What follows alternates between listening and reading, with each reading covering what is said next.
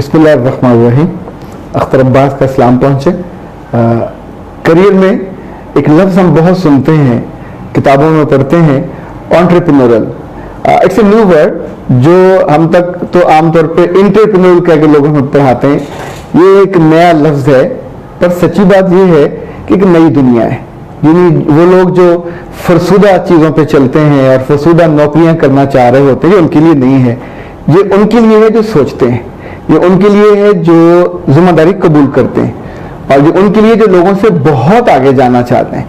ये जो भी एंटरप्रेन्योर बनेगा उसके अंदर कुछ एबिलिटीज ऐसी हैं जो बाकी लोगों में नहीं होती। लाइक उसके अंदर ड्राइव ऐसी होगी जो बाकी लोगों में नहीं होगी। He must be more passionate than the others.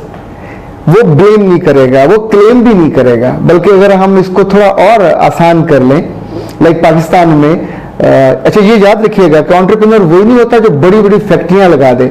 जिस लड़के ने पहली दफा 80 रेड़ियां छलियों की लगवाई एक ही लड़के ने, और जाहिर है वो उसकी सारी आमदनी रोज की 2-2.5 मन उसको वो उसकी आमदनी बिकती है एक एक रेड़ी से।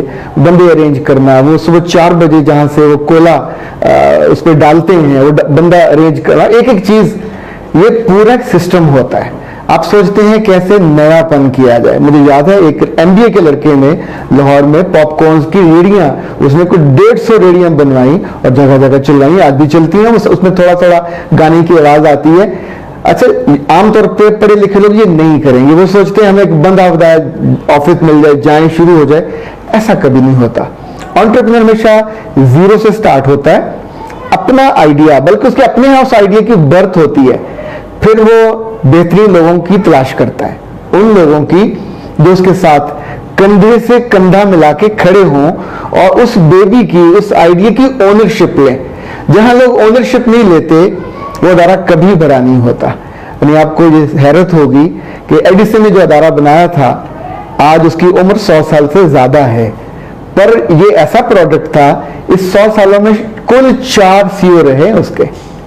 ये जो एंटरप्रेन्योरल अप्रोच थी एडिसन की, जब उसने पहली दफा बिजली का इंट्रोड्यूस करवाया, इट वाज न्यूयॉर्क, तो अखबार के एडिटर ने उसके मजाक उड़ाते हुए कहा, मेरे लिए किस काम की? It can not lit my cigarette, it can not lit my cigarette. कोई और होता तो गुस्से से कहता कि मैंने इतना बड़ा काम किया और तुम ये क्या जाहिलाना सवाल कर रहे हो। 2 दिन बाद उसके घर पहुंचा, नॉक की और कहा कि yes I have the solution for you, मैंने बिजली से चलने वाला लाइटर बना लिया है, ये पकड़ो। ये this is the approach. Entrepreneur लोग जो होते हैं वो गुस्से में नहीं आते, मसले आते हैं, प्रॉब्लम आते हैं, चीजें उनके सामने नामुमकिन बन के खड़ी हो जाती हैं, उन्हीं में से रास्ते निकालते हैं। आप नौजवान हैं, 2 ऑप्शन आपके पास हैं। नौकरी कीजिए। अकबर आबादी ने बड़ी खूबसूरत बात कही थी, अब आप क्या कार्य नुमाया कर गए, BA किया, नौकरी की और मर गए, और बहुत हुआ तो आपके कब्र पे एक कतबा लग जाएगा, क्लर्क, मैनेजर, व्हाट्सएवर, जिस भी पोजीशन पे आप होंगे। और दूसरा ये है कि आप फिर अपना काम स्टार्ट करें, वो काम जो नया हो, वो काम जो बाकियों से जिद्दत वाला हो, जो पहले किसी ने ना किया हो। देखिए पाकिस्तान में पहले अखबार भी तो किसी ने फर्स्ट टाइम स्टार्ट की थी, उससे पहले तो नहीं होती थी।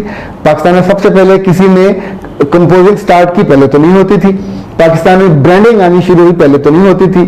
इतनी चीजें आप सोचते जाइए, एक एक चीज। 6 करोड़ से ज्यादा बिजनेस हैं जो एंटरप्रेन्योरल अप्रोच रखते हैं। पिछले दिनों मैं एक साहब से मिला जो पाकिस्तान में हुंडा के और टोयोटा के पार्ट्स बनाते हैं, और उनके पास माशाल्लाह को 20 एकड़ में उनकी फैक्ट्री है, स्पेल उसका नाम है। तो मैंने उनसे कहा कैसे लोग हैं आपके, and the answer was amazing, it was wonderful. He said कि मुझे आज तक मेरे लोगों ने धोखा नहीं दिया। ये किसी मैनेजर से, किसी मालिक से जुमला नहीं सुनेंगे, एक एंटरप्रेन्योर का जुमला हो सकता है जो लोगों पे ट्रस्ट करता है। यानी जब हम उसके दफ्तर गए तो वहां एक स्टेप चल रही थी कि आज की इनकम क्या है, आज का कस्टमर, आज का जो इनपुट है वो कितना है। आई वाज सरप्राइज्ड कि आप, ये तो राज की बात होती है। उसने कहा the people they are earning from me, they should be on board, they must know कि हम क्या कमाते हैं, क्या खाते हैं, और ये उन्हीं की वजह से है। इनफैक्ट ये अप्रोच आपको बड़ा बनाती है। जितने लोगों में ये अप्रोच नहीं होती वो कभी बड़ा नहीं बनते। कभी गौर कीजिएगा, हम मियां मंशा का जिक्र करते हैं। मियां मंशा ही the first man in Pakistan जिसने पाकिस्तान के 20 बड़े खानदानों के सरबराहों को पहली दफा किसी काम के लिए मुत्तहिद किया, एक ग्रुप बनाया।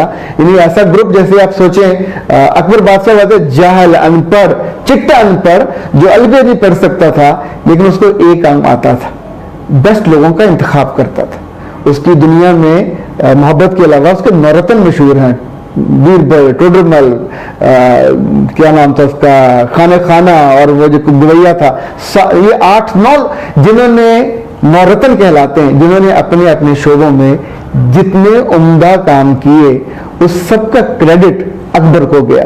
Reagan was the same example हमारी, जो हमने अपनी जिंदगी में देखा।